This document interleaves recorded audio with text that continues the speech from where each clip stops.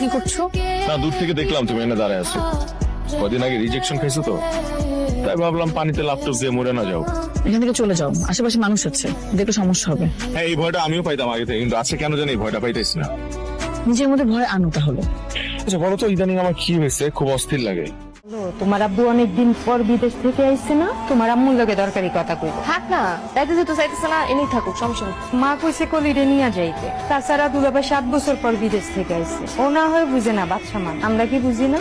আচ্ছা মা, নানির লগে একটু ঘুমাও, বিকাল বেলা আমি আর আব্বাসে তোমার লিয়ে হ্যাঁ মোবাইলটা লিয়ে যাও, কার্টুন দেখতে দেখতে ঘুমায় যাও। চলো বিকেলে আবার দিয়ে যাবো। অনেক বড় অন্যায় করে ফেলছিলি তোর সাথে। হাসান ভাই যে চিঠিগুলো দিত তোকে দেওয়ার জন্য, আমি সেই চিঠিগুলো তোকে দেইনি। আমি নিজে লিখে তোকে চিঠি দিতাম। তুই যেই চিঠিটা আমাকে দিয়েছিলি হাসান ভাইকে দেওয়ার জন্য, আমি সেইটা তাকে দেইনি। এটাও আমি নিজের হাতে লিখে দিয়েছি। এই বলে আমি চলে যাচ্ছি, কিন্তু তোর দেওয়া অ্যালবাম ভরা আমার স্মৃতিগুলো নিয়ে।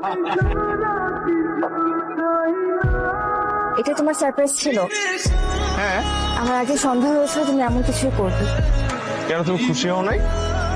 হ্যাঁ, খুশি হয়েছি।